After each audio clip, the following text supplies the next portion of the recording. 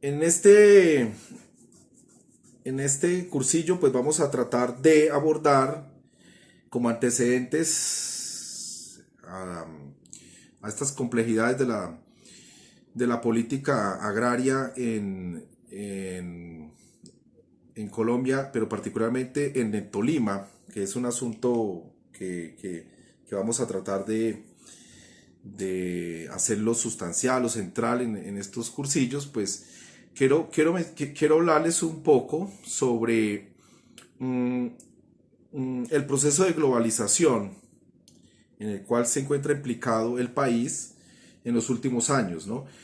Primero vamos a concentrarnos entre el año 2000 y 2010 para que ustedes vean una serie de acontecimientos recientes que los pone en contexto sobre las relaciones entre la globalización y los sistemas agrícolas o el sistema agroalimentario o las economías agrarias que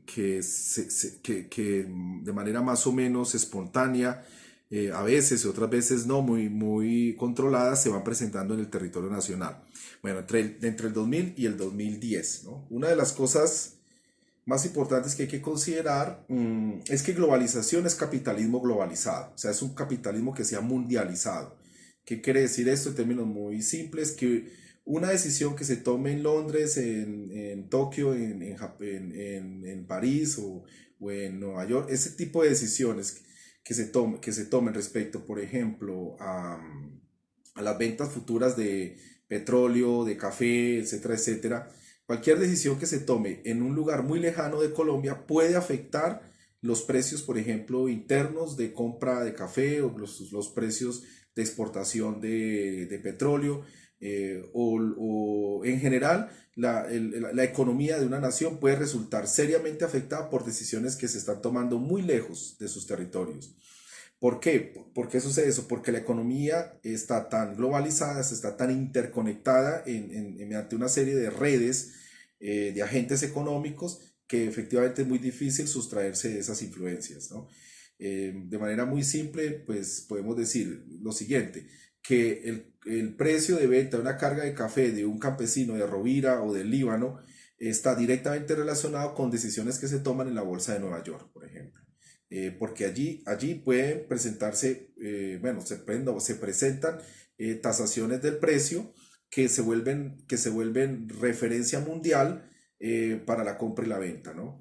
Eso es una situación que debe quedar clara en el sentido de que hay un sistema de precios muy interconectado a nivel mundial que afecta a cualquier campesino en Rovira, en Planadas o en el Líbano. Esos en términos muy esquemáticos, lo que tenemos hoy enfrente que se llama globalización, ¿no? Por supuesto, las redes sociales, todas las que ustedes conocen, contribuyen a hacer mucho más íntima esa conexión de los distintos agentes económicos que hay distribuidos por todo el planeta, en la medida en que las informaciones pues prácticamente que fluyen de manera instantánea y eso permite una comunicación mucho más intensa y mucho más extensa en el globo. Quería decir con ello también que los fenómenos o los conflictos que podrían afectar o que podrían propiciar eh, una mejora, por ejemplo, de la producción o un aumento de la producción de café, un aumento de la producción de arroz, etcétera, etcétera. Todo ese tipo de información que contribuye a mejorar los procesos productivos, información científica, técnica, etcétera, etcétera, climática, etcétera, etcétera, es información a la cual uno puede acceder de manera instantánea. Por tanto es hoy mucho más fácil que antes poder acceder a una serie de saberes, a un conjunto de saberes técnicos y científicos que nos permitirían en principio mejorar los procesos productivos en el país. No solamente del café, del arroz, sino también de otros renglones de la producción agraria. Esto hace también que sea muy distinto el mundo de hoy respecto al mundo de hoy. Es decir, la competencia que se genera entre distintas economías, específicamente economías agrarias, está también cruzada por esa oportunidad, ¿no?, de acceder a información instantánea. De allí que los que mejor aprovechen esa información, los que tengan instituciones más sólidas para poder crear condiciones tecnológicas, financieras o de soporte técnico y financiero para que esa información se aproveche mejor, ese tipo de naciones compiten mejor que aquellas que no tienen esas instituciones o que no tienen esas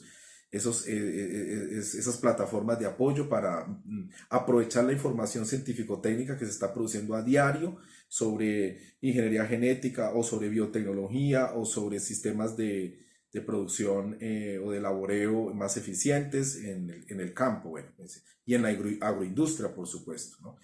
Entonces la globalización es un asunto que hoy para ustedes, por ejemplo, están no solamente relacionados directamente con afectaciones directas en todo el sistema de precios por decisiones de precios en Colombia que se toman en Nueva York o que se toman en Londres, incluyendo también minería o los recursos mineros energéticos, etcétera, sino que también tenemos hoy la oportunidad, pero también las dificultades inherentes a ello de aprovechar la información científico-técnica que se produce en distintos lugares del mundo y que podría ser aprovechada en Colombia y que por supuesto en distintos grados se aprovecha en el mundo, ¿no? Dependiendo de instituciones o de soportes financieros que lo hagan posible, ¿no? Que realicen o aprovechen los avances científico-técnicos y lo pongan en acción en proyectos productivos, etcétera, etcétera. Bueno, bien. Y por otro lado está otro elemento que es la infraestructura. La globalización también implica globalizar los sistemas de comunicación fluviales, marítimos, aéreos y las interconexiones para la transmisión de energía eléctrica, por ejemplo. Es decir, la globalización va más allá, ¿no?, de esas ideas del sistema de precios, va más allá de esas ideas de la divulgación universal de información técnico-científica, sino que también implica la globalización de las redes de infraestructura para transportar carga, para transportar personas o para transportar energía eléctrica, por ejemplo. Transportar energía, los cables submarinos que transportan información también.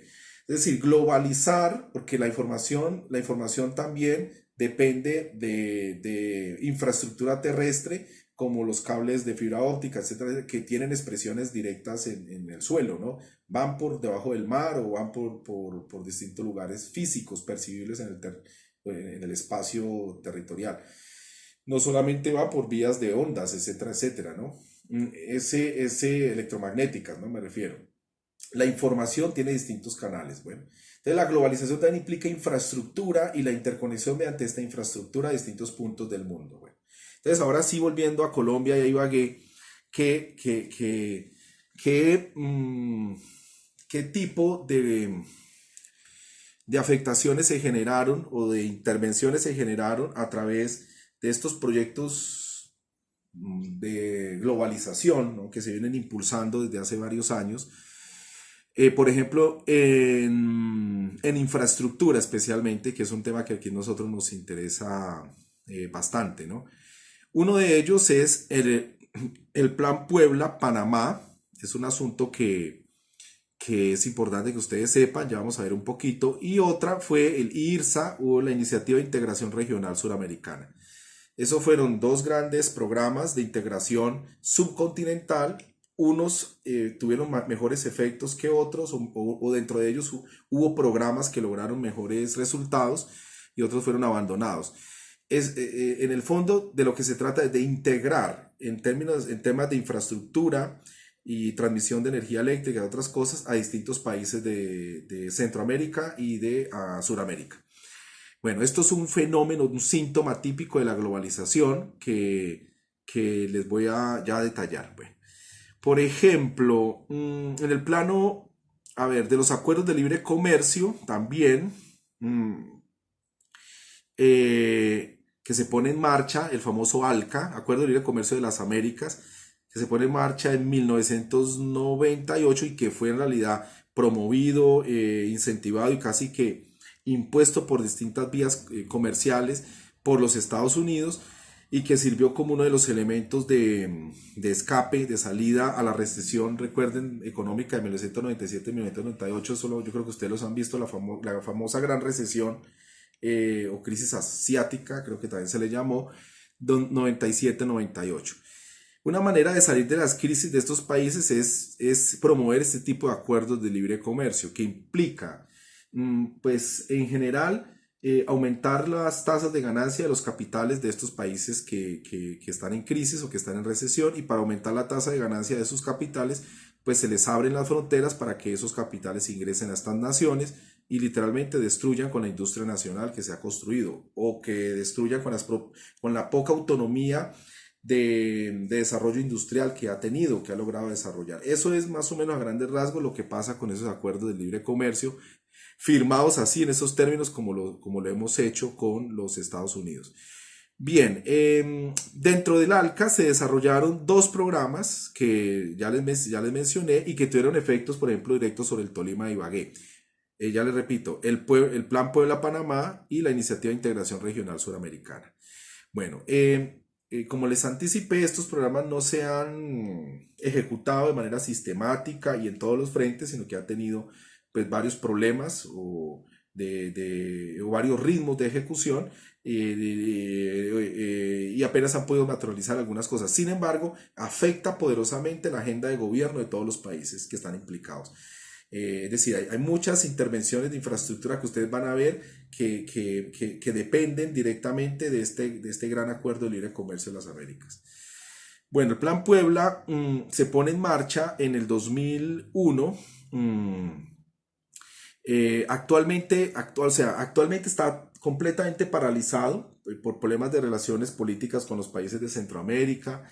Bueno, por varias razones no se ha seguido una agenda de integración con estos países centroamericanos, pero tuvo su momento unos impulsos importantes y sí logró integrar, por ejemplo, algunos temas o agendas de Mesoamérica. Bueno, bien, ¿qué buscaba? Básicamente se buscaba la integración mediante infraestructura de interconexión eléctrica y una vía transcontinental. Es decir, la idea era poder comunicar esta esquina de Sudamérica, que es Colombia, ¿no? Comunicarla con toda Centroamérica. Claro, eso implica una serie de problemas, incluyendo los ambientales, incluyendo los étnicos, que también tienen una implicación directa. Y obviamente se trataron de reflejar en distintas agendas, tanto en Colombia como en Panamá, bueno, y en los demás países centroamericanos. Bien, el otro es... bueno, y siempre se dijo que estos planes de integración entre los países lo que hacían era construir la infraestructura indispensable para enfrentar la globalización, en la medida en que la globalización va a requerir alta competitividad. No se explica competitividad ni qué es, ni para qué es, ni si en realidad vamos a aumentar la competitividad o no con relación a otras naciones. Más adelante del curso nosotros vamos a ver que la competitividad prácticamente que es imposible alcanzarla por varias razones. En la medida en que el desarrollo tecnológico nuestro, más otra serie de factores que tiene que ver incluso con la geoecología, o sea, es decir, con las condiciones geográficas y ambientales específicas nuestras, hace imposible que aumentemos la competitividad en muchos de los renglones típicos de la economía agraria, ¿no? Así, eso más adelante lo vamos a ver. O si aumentamos la competitividad solamente se puede aumentar en términos nominales, es decir, pero si uno se compara con Estados Unidos o con Alemania o con Francia, etcétera, etcétera, lo que efectivamente ustedes van a ver es que la competitividad relativa, es decir, la medición en términos porcentuales, sigue dando como ganadores a los países del norte o los países desarrollados, ¿no? O sea, nuestra competitividad en comparación con ellos siempre va a ser menor. Siempre va a ser menor, especialmente en el tema de economía agraria. No vamos a entrar en otros asuntos que pues no es el objetivo de estos cursillos. Bueno, y el IRSA, que es la iniciativa de integración, la iniciativa esta de integración de infraestructura regional suramericana, se lanza en el año 2000. y bueno, definió un conjunto de intervenciones que tengan que ver con integración vial, portuaria, cooperación del sector minero energético entre todos los países de Sudamérica. Y que efectivamente pues afectaron directamente muchas de las políticas de infraestructura estratégica en Colombia y en todos los países andinos. Eh, Muchos de esos proyectos, por ejemplo, afectan directamente al territorio de Ibagué y por supuesto a su capital, a Ibagué y toda su región de influencia. Bueno, por ejemplo, en IRSA, la integración regional en infraestructura, esa iniciativa implica, por ejemplo, la necesidad de conectar a Venezuela y Brasil con el Pacífico colombiano, mediante una suerte de ejes viales y fluviales, por supuesto en el sentido este-oeste. Es decir, que países como Brasil y Venezuela están muy interesados en poder romper todo el obstáculo de las cordilleras en Colombia y poder acceder al Pacífico. Ese propósito, ¿no? Ese propósito es en realidad una respuesta de la iniciativa de integración, pero también obedece a la necesidad de llegar a toda la cuenca del Pacífico, el mar Pacífico, con miras a buscar mercados asiáticos, por ejemplo, o al revés, ¿no? Aprovechar productos del mercado asiático para que puedan llegar a Colombia, a Venezuela o a Brasil mediante estas grandes autopistas o ejes viales vasculares o ejes fluviales de comunicación, ¿no? Bien, que por ejemplo, Ibagué aquí prácticamente que está en buena parte de estos procesos, ¿no? Porque, a ver, por ejemplo, el corredor Caracas, Bogotá, Ibagué, Buenaventura afecta a Ibagué, es decir, pasa por Ibagué. El corredor, por ejemplo, Quito, Cali, Ibagué, Bogotá, Caracas, que es otro importante, en la medida que también comunica a Caracas, Bogotá, etcétera, etcétera, con el Pacífico, en este caso el Pacífico ecuatoriano. Bueno, son ejes viales importantes que se necesitan ampliar, se necesitan mejorar y se requieren para poder mejorar la movilidad, la movilización de riquezas de unas naciones a otras y en busca también de los mercados del Pacífico, ¿no? De la gran cuenca del Pacífico. Esto apareció, por ejemplo, en el Plan 2500 de Uribe. Si ustedes recuerdan, si no se les comento, Uribe expuso en su momento un plan de desarrollo vial y que le llamó así, Plan 2500. Bueno, ahí tiene sus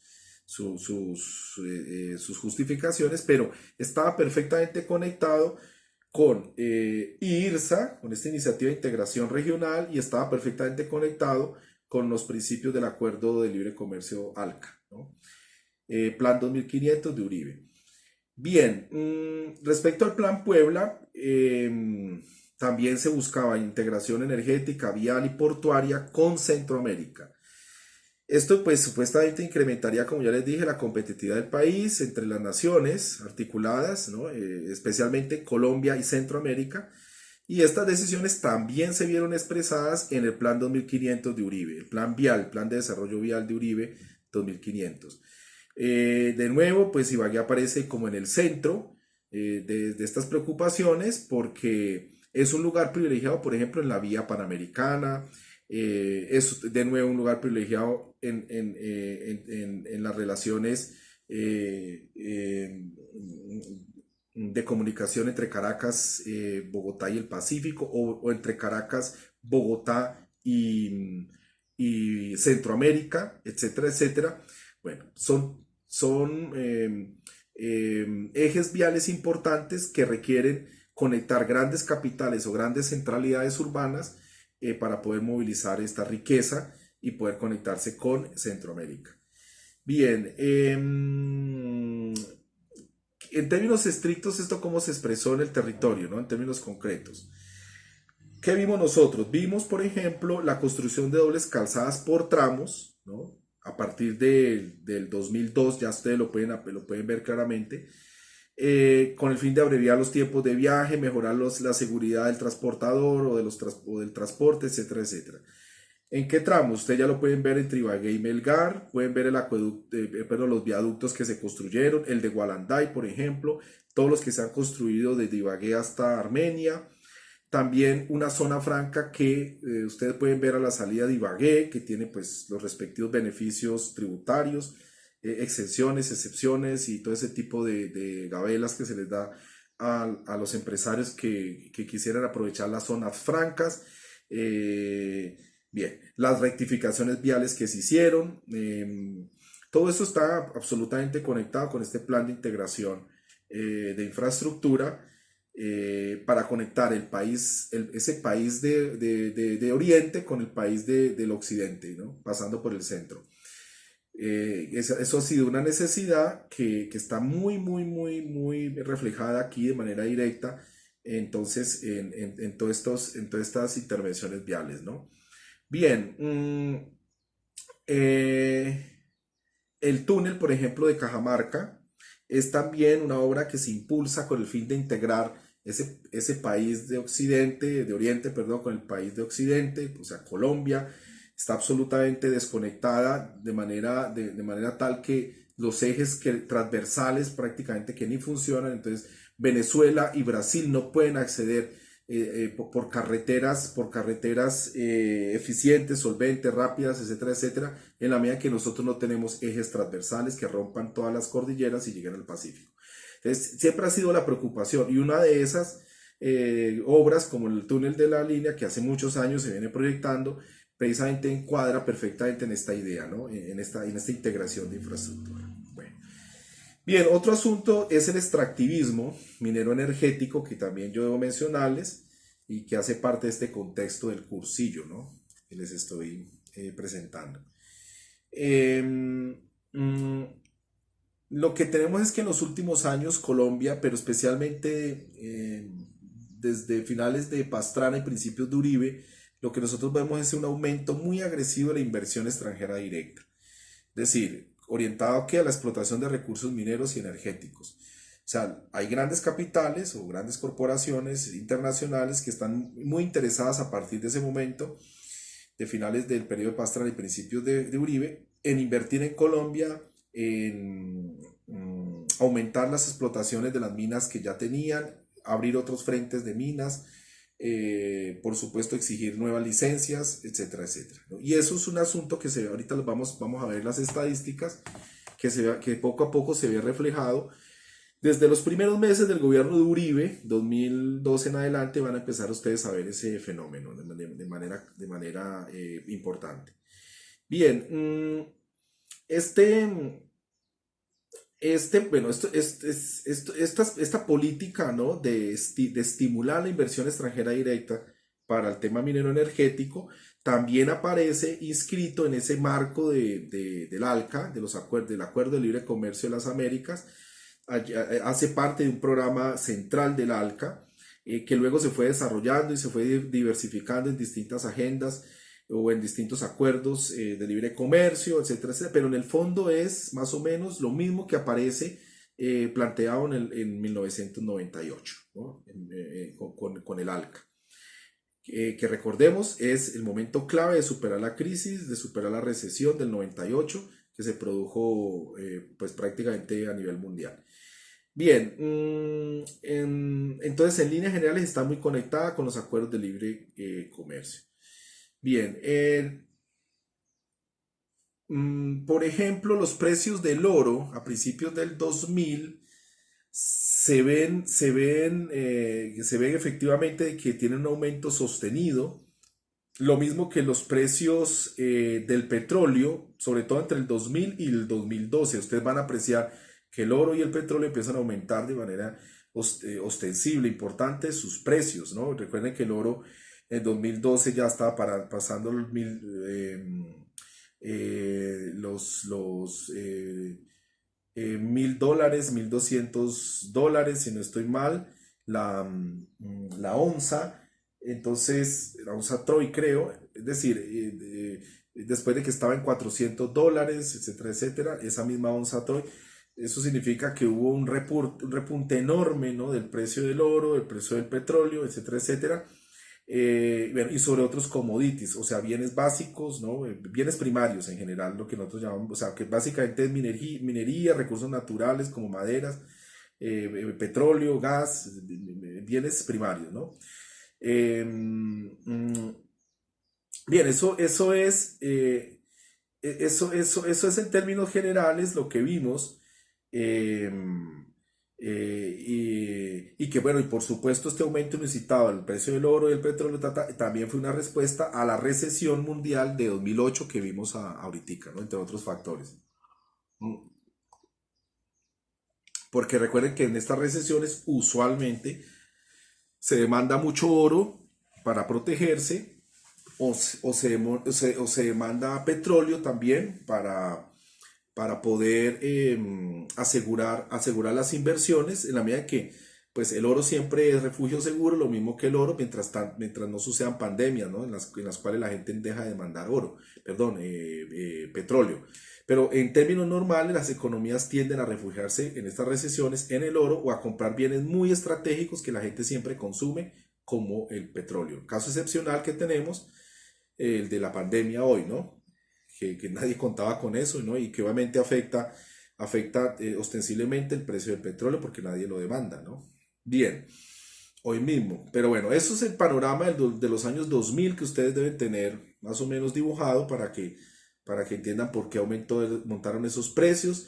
Y al aumentar esos precios de oro y petróleo, pues es una obviedad que los inversionistas pues buscaran en Colombia oportunidades de negocio en torno al sector minero energético, ¿no? Y qué fue lo que pasó. Y en ese instante el gobierno de Uribe y todo el proyecto uribista pues empezó a gravitar alrededor de inversión extranjera directa, es decir, que entraran capitales en dólares, ¿no?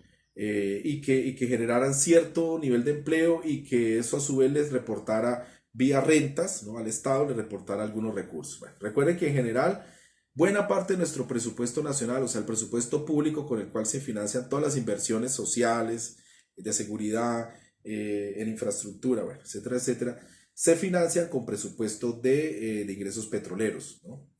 Es decir, sin petróleo es difícil que nosotros tengamos una buena financiación del presupuesto nacional, ¿no? Eso es una regla general que ha sucedido con Colombia siempre, desde en las últimas décadas. Bueno.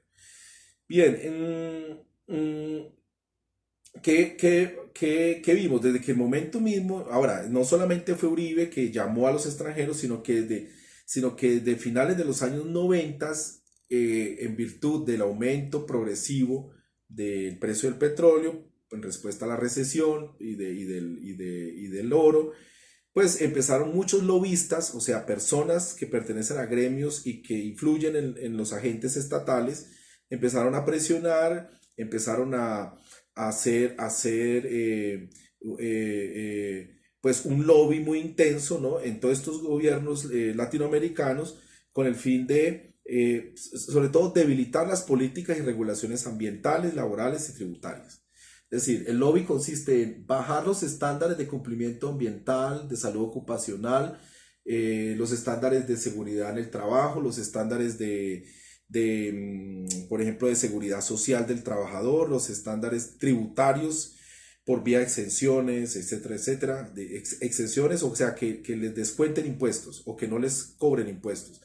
Y por supuesto los estándares ambientales que ya les mencioné. Todo eso se hace mediante lobbies intensos a los distintos gobiernos nacionales para que relajen todas esas políticas de preservación de la vida en general, de los ecosistemas y de preservación de los estándares o de la calidad de vida de los trabajadores, bueno, todo eso, empiezan a atacarlo con el fin de relajarlos y eso pues le genere mayores oportunidades de ganancia, de tasas de retorno a los países, a los agentes capitalistas que vienen de otros países a invertir en Colombia, en oro y en petróleo inicialmente.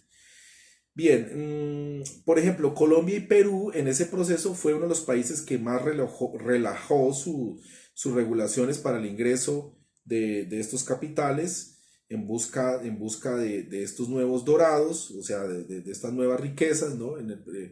Se evidencia, por ejemplo, que, que, que las tasas de retorno, por ejemplo, del capital invertido por los extranjeros en Colombia y en Perú, durante todo el 2000 fueron tasas absolutamente extraordinarias. Esas tasas, o sea, esas tasas de ganancia fueron absolutamente altas. Y lo que pues por supuesto fue favorecido pues prácticamente por un momento en que los estados en general latinoamericanos sufrieron una especie de proceso de desmantelamiento de toda la seguridad social. Hubo un proceso de degradación ambiental intensivo por el impacto de los proyectos mineros. Ustedes lo pueden ver fácilmente en todas las mineras de oro del Perú o en las propias explotaciones mineras colombianas. Bueno, es un desastre lo que ustedes ven. Y por supuesto la destrucción de los hábitos productivos del campesinado, tanto en Perú como en Colombia, en otros lugares. Y también pues la destrucción de la socialidad o de los tejidos de convivencia y del territorio también de las comunidades indígenas en distintos pueblos de Latinoamérica. Bueno, obviamente las exenciones o las rebajas de obligaciones fiscales, de pago de impuestos, etcétera. Todo eso va más o menos anidado, ¿no? Y lo que nos está enviando es pues una señal muy clara de que esas altas tasas de ganancia se consiguieron a costa de todos estos deterioros sociales, ambientales, fiscales, es decir, de impuestos, de cobro de impuestos del Estado a los particulares, destrucciones de comunidades étnicas y todo ello que les acabo de comentar. Bien, por otro lado, también ustedes ven o pueden notar la intensificación de la violencia del propio Estado contra las organizaciones campesinas, ambientalistas, indígenas, obreras, etcétera, etcétera. Es decir, el Estado reacciona protegiendo los intereses de estas corporaciones a través de su fuerza policiva o represiva o punitiva. Está actuando permanentemente contra estas organizaciones pues que se levantan y se oponen o que piden una participación en las utilidades de estos proyectos o que piden que exigen que se retornen los beneficios económicos en obras públicas en las propias comunidades o que se mejoren las condiciones de educación o de cobertura de las escuelas, de los colegios, la dotación de las instituciones educativas. Eso es común, eso se ve en Ecuador, en Perú, en Colombia, en Bolivia, eso se ve claramente expresado, pero con mucha intensidad lo vemos en Colombia y en Perú, ¿no? Una represión permanente contra la población porque se oponían a megaproyectos mineros y energéticos, ¿no?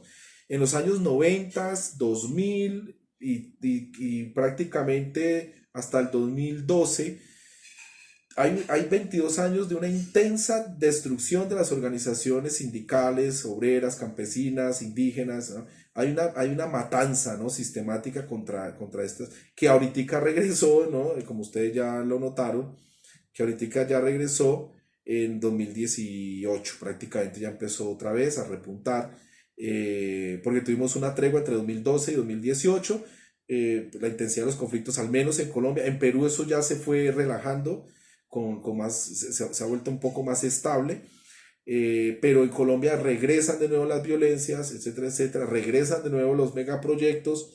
Bueno, no es que regresen de nuevo, sino que son mucho más agresivas las maneras de penetrar en los territorios. Lo que nos envía de nuevo esa época que teníamos en los 90, en los 2000 hasta el 2012, más o menos. Bien,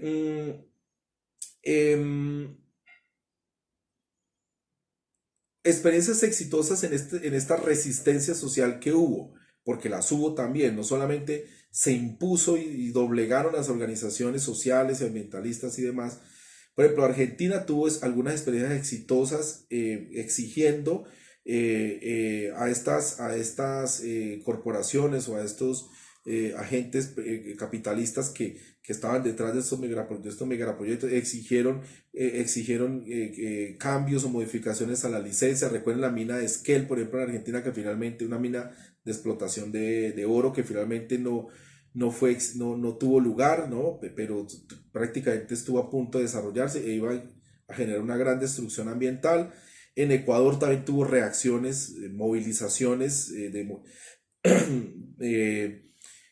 eh, donde la Confederación de Naciones Indígenas, la CONAIE, fue muy importante. Bueno, organizó a la población y logró oponerse a muchos proyectos importantes. En Bolivia también hubo una reacción enorme.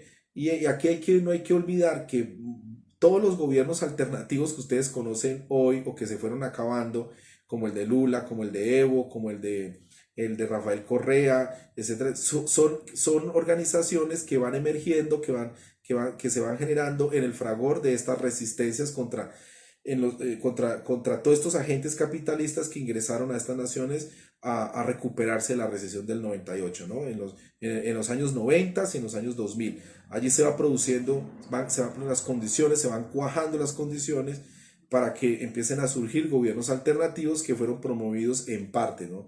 Pero en parte fueron promovidos por toda esta sistematicidad de luchas sociales, ambientalistas e indigenistas, etcétera, etcétera, que se produjeron, por supuesto, en reacción, ¿no?, a la represión del Estado, etcétera, etcétera. Bien, volvamos a Colombia y a Perú, por ejemplo. Eh,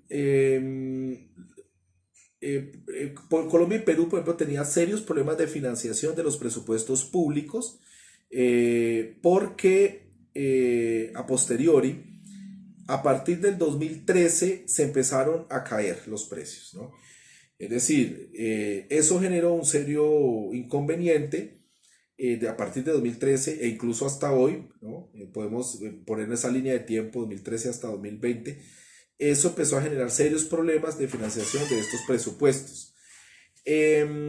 Por supuesto, también generó un gran golpe a la gobernabilidad nacional, regional, local de estos países, pues porque si no hay recursos para poder atender las inversiones sociales, pues obviamente aumentan las demandas o la presión social para que se resuelvan.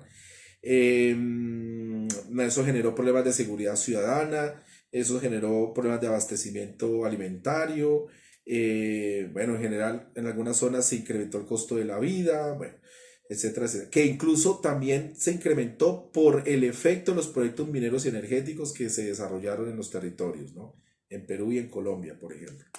Bien, en Colombia, especialmente, eh, pues hemos visto, ¿no?, desde La Guajira hasta distintos ríos de la gran cuenca amazónica, que fueron sometidos de manera inmisericordia a explotación de oro, por ejemplo. Y distintos ecosistemas que pues aquí no podemos resumir, pero han sido afectados directamente por esta actividad extractiva, tanto de petróleo, gas, oro, metales de plata y otros metales asociados. Esa actividad minera pues generó contaminaciones masivas de toda nuestra oferta hídrica en el país, contaminaciones del suelo, descensos en la biodiversidad y en la riqueza, o sea, en las poblaciones y en la diversidad. Se destruyeron muchas economías campesinas, es decir, recuerden que vivir en el campo es toda una cultura, es decir, es una forma de vida que si usted destruye no puede reparar, ¿no? O sea, usted no puede campesinizar a alguien urbano. Sí se puede, pero es muy difícil. Más bien el proceso inverso, que es urbanizar a un campesino, es mucho más espontáneo, más inercial y genera pues todos los desastres que usted ya comenta. Ustedes ya saben, perdón, porque efectivamente se va despoblando el campo y eso va generando serios problemas de abastecimiento alimentario o incluso problemas, sobre todo en economías de campesinos tradicionales o economías indígenas. Se van generando serios daños ambientales porque esas comunidades generan mayor nivel o mayores estándares de protección ambiental. Eso ya está más que probado en los últimos estudios del IDEAN, los últimos estudios que incluso ha financiado el propio ministerio, los del von Humboldt, los del Instituto von Humboldt, los propios que han hecho la Universidad de los Andes, bueno, han demostrado que si efectivamente hay una gran correlación, una correlación muy alta entre poblaciones indígenas, poblaciones afro, poblaciones campesinas tradicionales y la conservación ambiental. A mayor conservación ambiental en el territorio, más presencia o administración directa de estos territorios por parte de estos actores sociales, ¿no? Y es una obviedad. Si ellos desocupan esos territorios son fuertemente golpeados por emprendimientos extractivistas o madereros, mineros, energéticos, etcétera, etcétera. Bueno. Bien, eso es en términos generales lo que podía decirles respecto al tema. Ahora, es bueno entrar en detalle y ver las relaciones, ya en los detalles, en las cifras, entre estos acuerdos de libre comercio que acabo de mencionarles, ¿no?, y todos sus programas, y la inversión extranjera directa, ¿no?, para que vean un poco más claro. Bueno, a ver, durante los 90 y los 2000, eh, Estados Unidos y Europa fueron protagonistas pues a la hora de poder hacer la contabilidad de la inversión extranjera directa. Eh, mm, sus inversiones en este orden se fueron distribuyendo primero en el sector energético, luego en el sector minero y luego en las telecomunicaciones. Y allí se produjeron 90s y 2000 unas rentabilidades extraordinarias. Por ejemplo, em, en, en América Latina, las inversiones, es decir, las inversiones capitalistas del exterior provenientes de Estados Unidos y de Europa se incrementaron, por ejemplo, de 11.7 billones de dólares. Esa suma es enorme, es casi inimaginable. En 2001, se incrementaron a 62.7 billones de dólares para 2008. O sea, en siete años se produjo prácticamente 5 veces más inversiones extranjeras directas en solo esos 7 años. La inversión entre esas dos grandes regiones, Estados Unidos y Europa, por ejemplo, para 2000 era de 336 billones de pesos, más otras naciones, ¿no? La inversión total de capitales extranjeros. Y para 2007 ya iba en 587 billones de pesos. Es decir, casi que se duplica la inversión extranjera directa en toda América Latina entre 2000 y 2007, ¿no? Al sumar todas las distintas regiones del mundo de donde provenían capitales extranjeros, ¿no? De inversión extranjera directa. Por ejemplo, la tasa de rentabilidad, o sea, la tasa de ganancia, digámoslo así claramente, pasó del 3.5%, o sea, si ustedes meten 100, sacan 3.5 pesos, pasó a 10.7, o sea, si meten 100 en el negocio, sacan 10.7. En menos de 10 años, o sea, casi que se triplica la tasa de ganancia en menos de 10 años.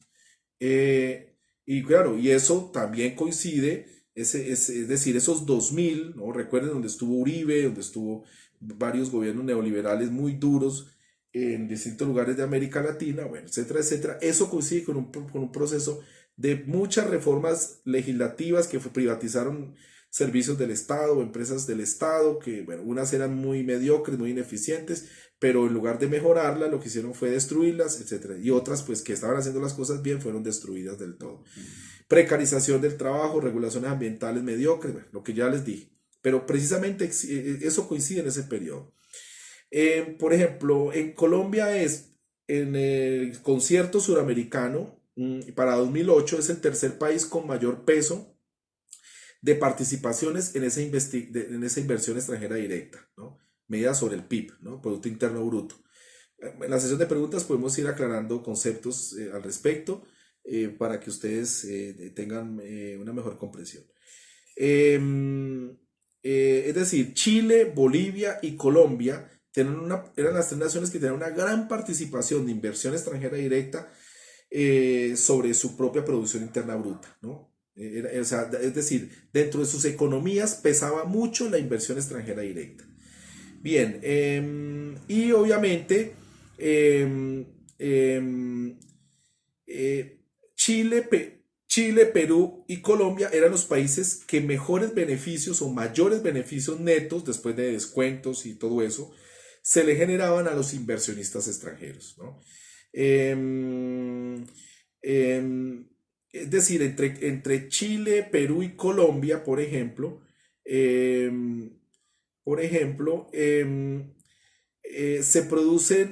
producen más o menos 33 billones para el 2008 se producen 33 billones de dólares de solo ganancias entre esos tres países.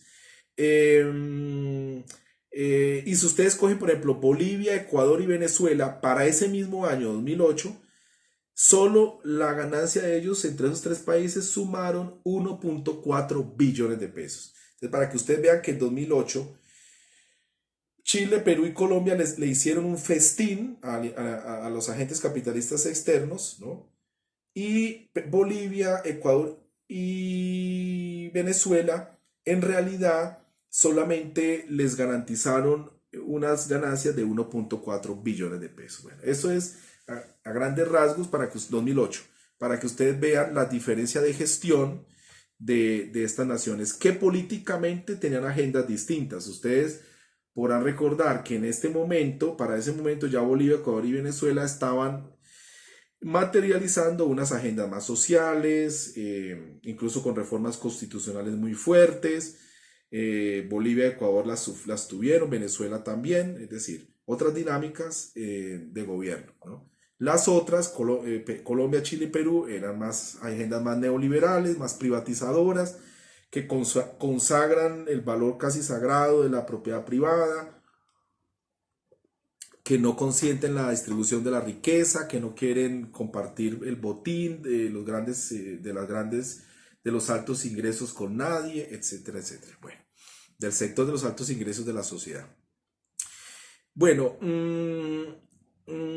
¿qué podemos ver nosotros en el Tolima de Ibagué durante estos años 2000 sobre todo? Un poquitico de 2010 en adelante también. ¿Qué podemos ver? Pues que efectivamente uno de los sectores donde vimos mayor presencia de estas inversiones de capital fueron telecomunicaciones.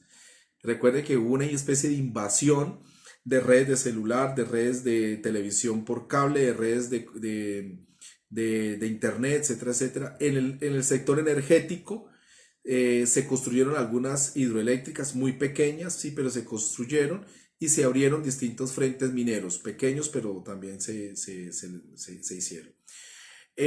Aquí no podemos entrar en detalle, más adelante yo les menciono. Bueno, telefonía móvil, en resumen, internet, etcétera, etcétera. Más o menos es lo que ustedes van a ver, y un poco energía eléctrica, como lo que, concentra en ese orden de prioridades, concentra en la década de los 90 y la década de los 2000 la presencia de estas inversiones extranjeras directas en el territorio tolimense.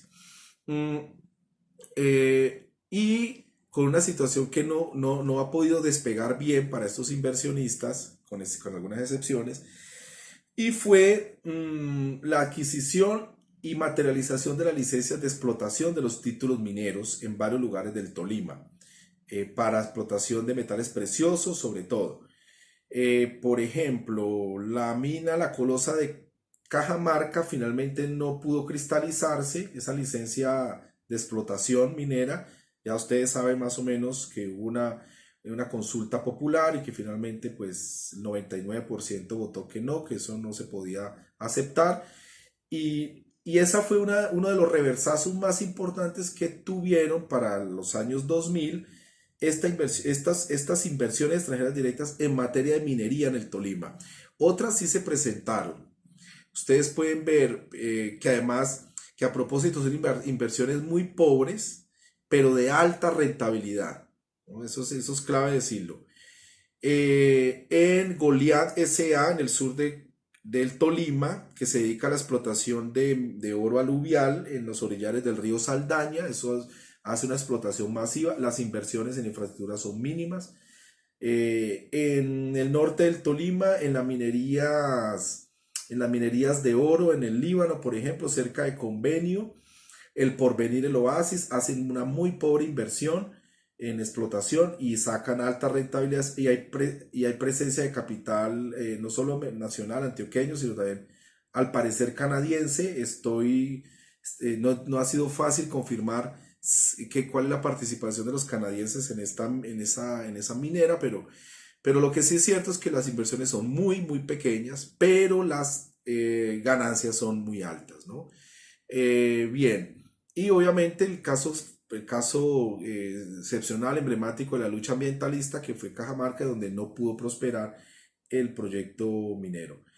Una cosa importante que hay que decir sobre la Colosa, y es que en unos estudios que hicimos, En el evento de que se produjera, por ejemplo, la contaminación de las aguas del río, de toda la cuenca del río Coello, por, por algún problema típico que suele presentarse en estas piscinas de lixiviación de lodos cianurados, etcétera, etcétera, podría llegar a afectar a 600.000 personas.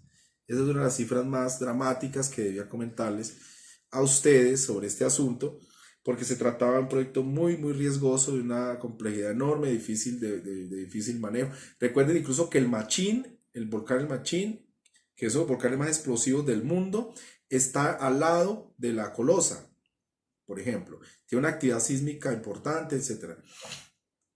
Recuerden que también el volcán Nevado del Tolima, no se les olvide, es un volcán. No se sabe cuándo entre en una actividad en una actividad mayor, pero obviamente es un volcán, bueno, etcétera, etcétera. Entonces no hay garantía de que este proyecto minero tuviera viabilidad de muchos puntos de vista. Bueno, y la consulta popular, a pesar de que el gobierno central estaba interesado en que se construyeran las presas, las zonas de manejo, de beneficio del oro, etcétera, se siguiera perforando. Bueno, a pesar de que el gobierno central quería que eso se hiciera, finalmente la consulta popular no lo permitió, ¿no? No permitió eso. Bueno, a ver, vamos a terminar esta sesión hablando un poquito sobre los impactos ambientales de algunos proyectos mineros potenciales ambientales, ¿no? Potenciales y reales, ¿no? Mm, mm,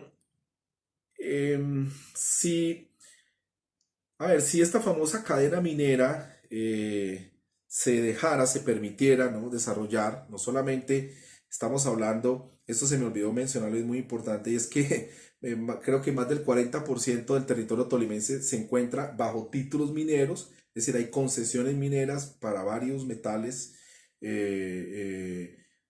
contemplados allí en los procesos de explotación, que es una suma, es decir, es una cantidad enorme de tierra, ¿no? De territorio tolimense. Si se permitiera, por ejemplo, desplegar todas estas iniciativas mineras, pues tendríamos, a ver, por ejemplo, unas afectaciones enormes a la Reserva Forestal Central, pues prácticamente está sobre toda la cresta de la cordillera central. Es una reserva protegida por ley segunda del 59 y obviamente se vería seriamente amenazada. El Parque Nacional de los Nevados también sufriría serias afectaciones, no solamente en sus bordes, sino también en sus zonas de transición hacia el páramo más alto, etcétera, etcétera.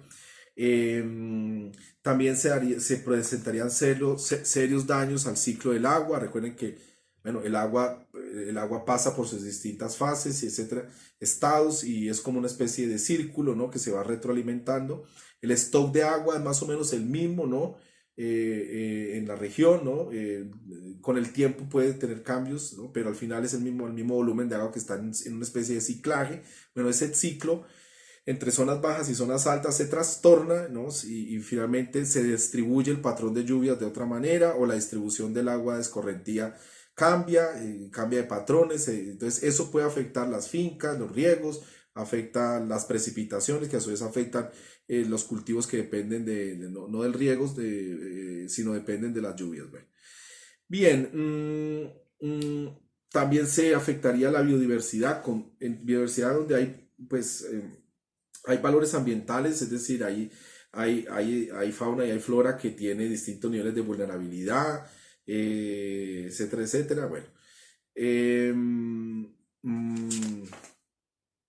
cosa que se ha identificado ya, por ejemplo, en los estudios que se han hecho del río Conveima, la cuenca del río Conveima, la cuenca del río Coello, la cuenca del río Chipalo, por ejemplo, allí se puede ver pues, la amenaza directa por vía de títulos mineros que buscan explotación, etcétera, etcétera, de metales preciosos y otros. Muchos de estos valores ambientales se verían seriamente afectados de flora y de fauna. Bueno, Son más o menos 49.500 hectáreas de títulos mineros dentro de Ibagué, por ejemplo. Y eso corresponde al 35% de su territorio. Ya no hablamos del Tolima, sino hablamos de Ibagué. En ese caso, casi más de la tercera parte de Ibagué tiene aún presencia de títulos mineros, o está afectada por dichos títulos. Esto implica pues una alta conflictividad social, ambiental, a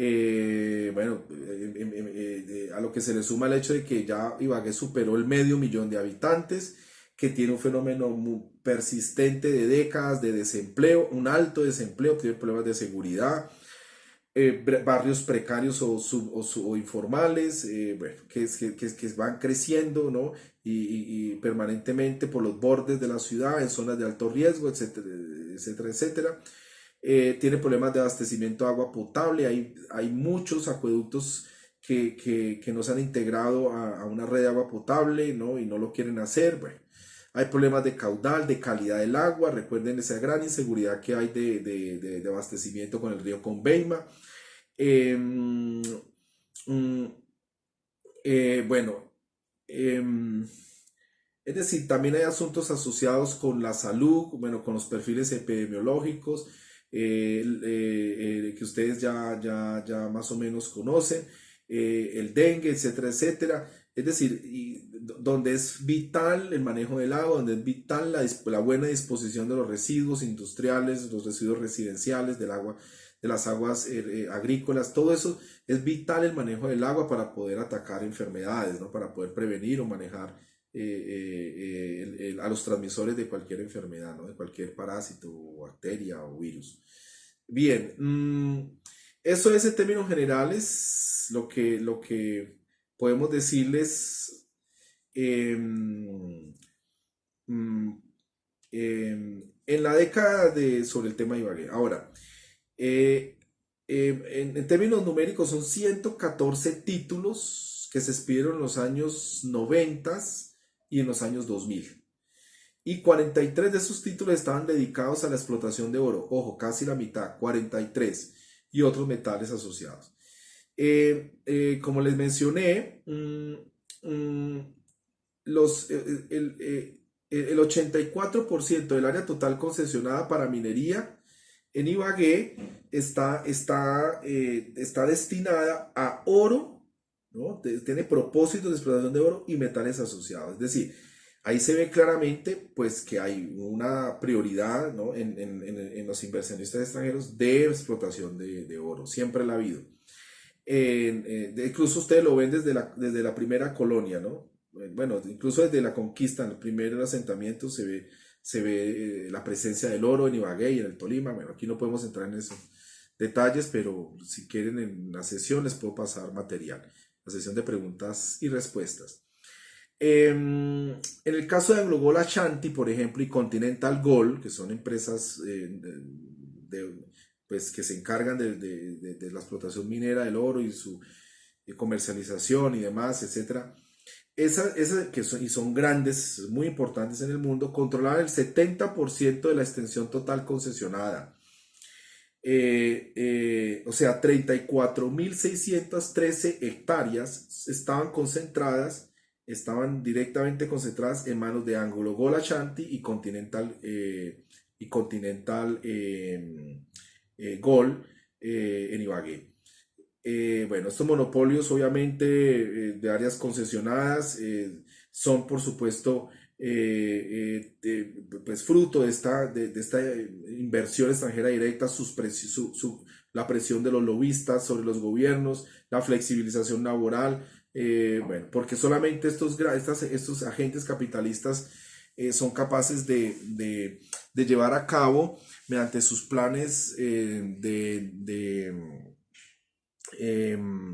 de presión, mediante sus lobbies internacionales, mediante la presencia de nacionales colombianos haciendo también lobbies, mueven muchos recursos y y ya son capaces de monopolizar los títulos a este nivel, ¿no? Como lo ha hecho.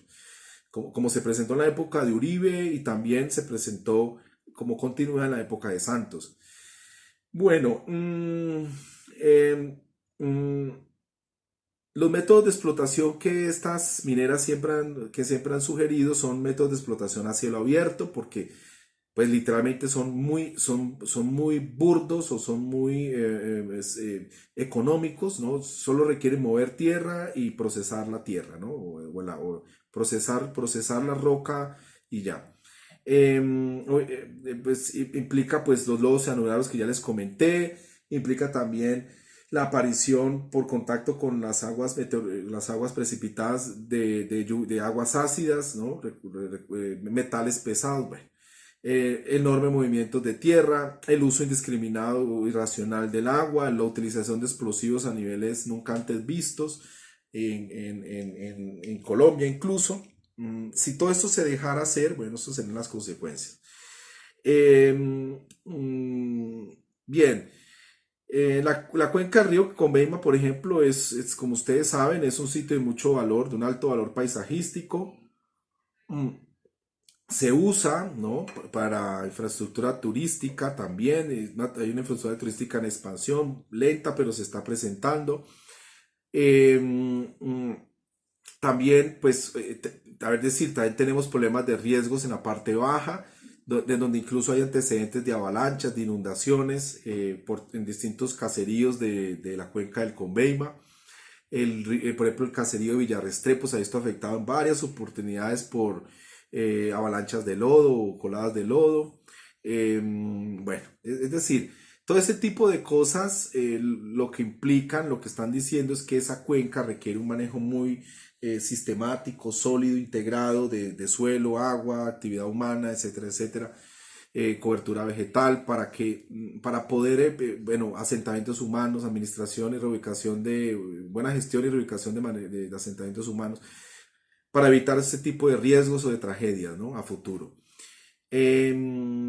Bueno,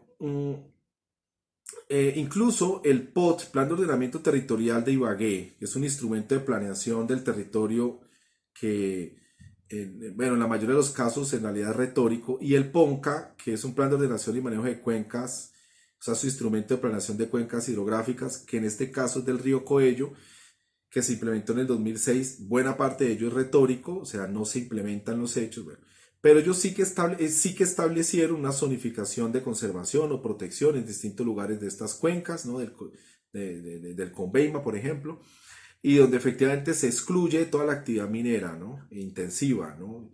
Y incluso la artesanal tiene muchas condiciones, etcétera, etcétera.